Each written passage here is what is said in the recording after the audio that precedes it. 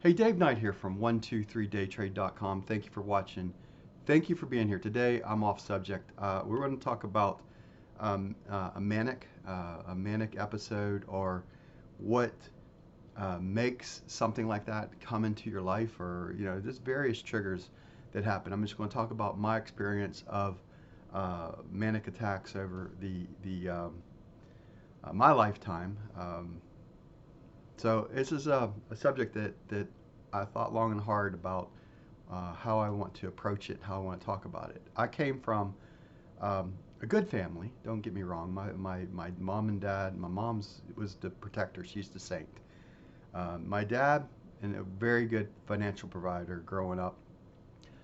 Um, Not so great as a dad, with the abuse coming from both physical and verbal abuse that I came from in the past. Beat downs that I got trying to protect my mother, getting my nose separated on several occasions. I blamed on football. I can go over and over and over again about how, anyway. Um, so how is that influence? Well, authority figures and me don't get along very well. That's it's another reason why it's been hard for me to keep a quote unquote real job over the years, because I don't I it's how you perceive someone that's above you in a sense, and that's not like me making excuses. It's just the way it happens. So let's talk about the perfect storm of events that culminated on Friday night's football game.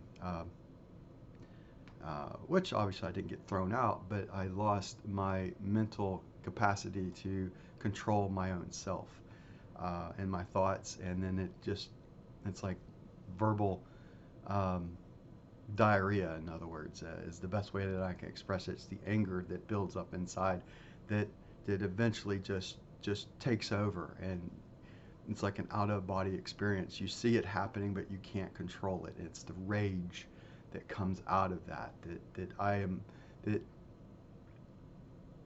that hurts the most, and it doesn't really hurt me as much as the people that it affects around me, like my wife, my kids on the field, so forth and so on. I mean, it's that uncontrolled rage that goes through, and it's because of the past that I went through.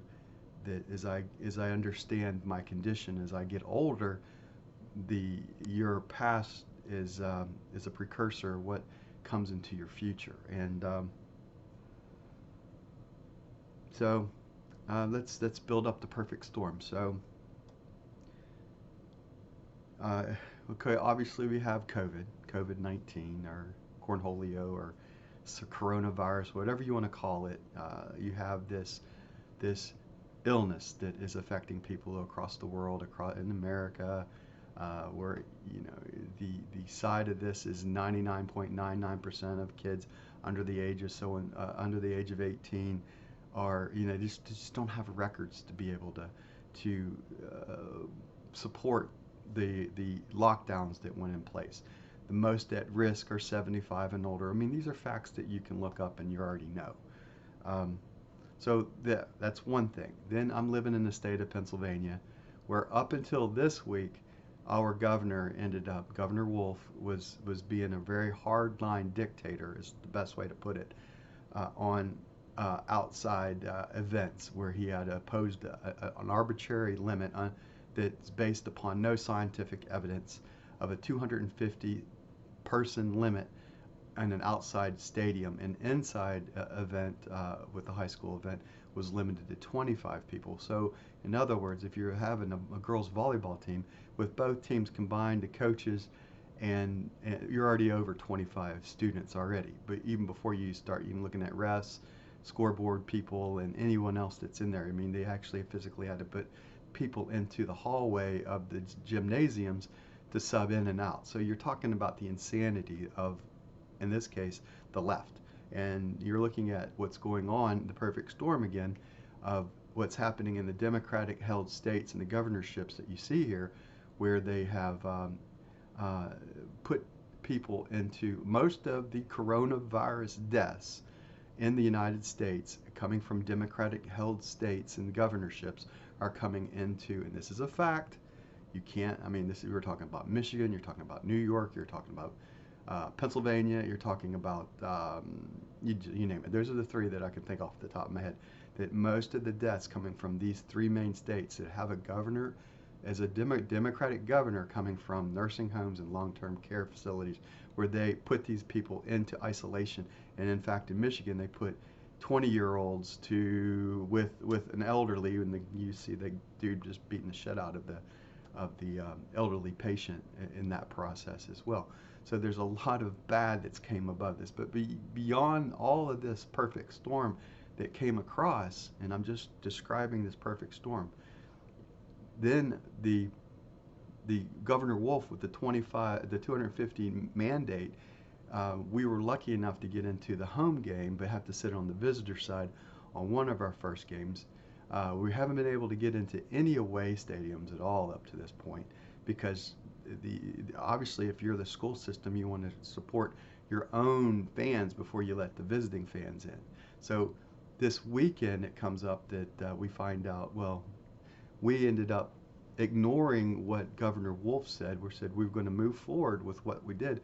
So what happened is that we ended up not allowing the Cannon Mac fans to come. They decide to take out against our football players and say there's no JV game on Saturday because, you know, the retribution side of this comes into play. My kid plays varsity, and I have my youngest is a ninth grader, so it doesn't affect me on the JV side. But this is just the repercussions of all the actions that are going on right now, just adding and adding and adding. So what's all this mean? Well, it's just one thing after another, and then we're playing a team that honestly I thought we could compete against, and we didn't. We went 3 and out, 3 and out, 3 and out, and the other team scores. It's 24-0. We get into a fourth down situation where it's a no-brainer. And I'm not saying this to be mean. I'm not saying this to be facetious. I'm not saying this, but my son, who is the only returning letterman on the offensive line, and you know, now as a 3-year starter, why not run behind him? So I'm yelling, you know, get behind the 56, get this first down, you know, and we don't. And then it goes as far as we get inside the 1 to score, and they line up. We run an RPO offense for those that are familiar with the RPO offense. We do have a power set in our offense, but we don't get into the power set. We still snap it direct, not under center.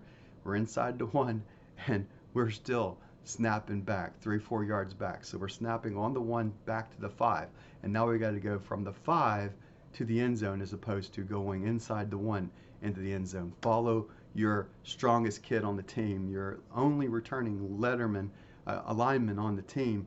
Follow him into the promised land, right? Get into the end zone.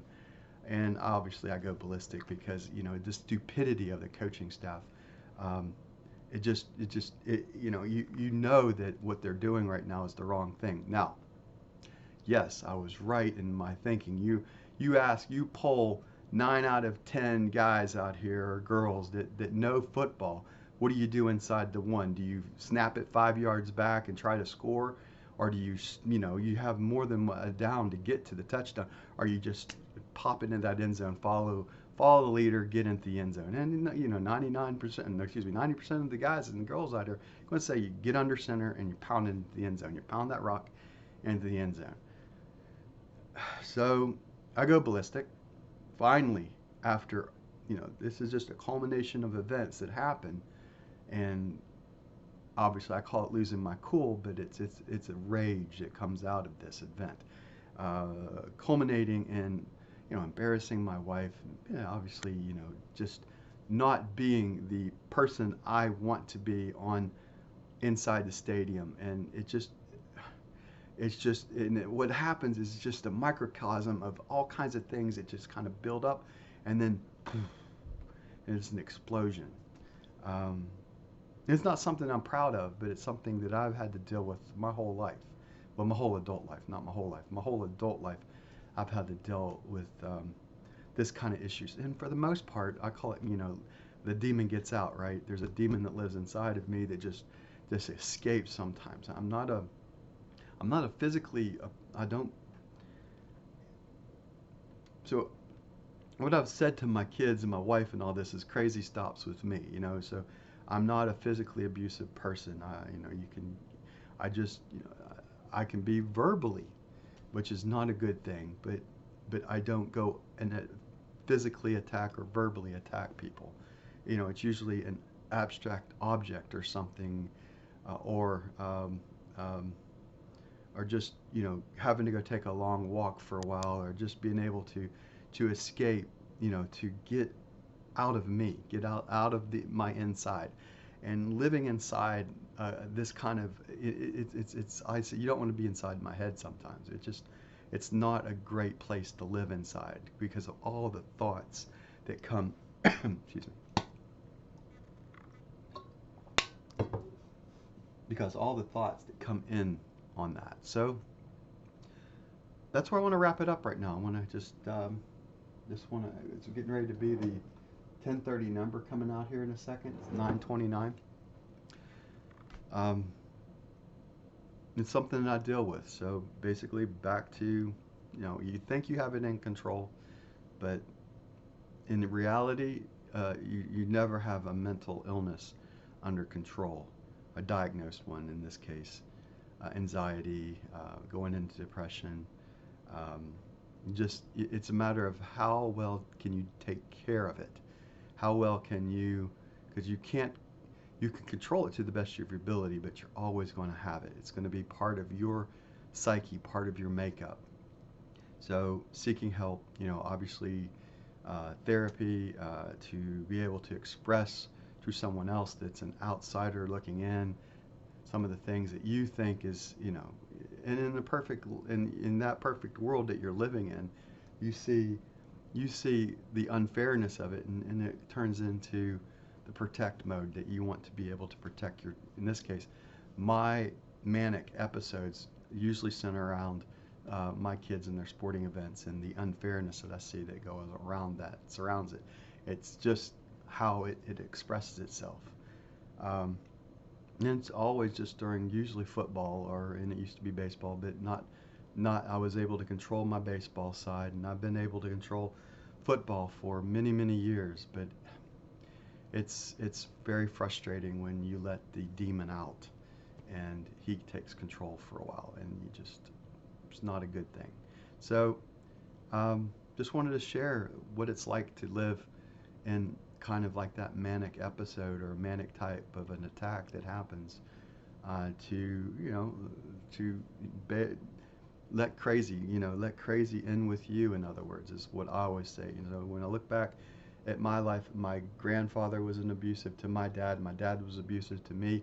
Let's end it right here. And I've been able to stop the insanity.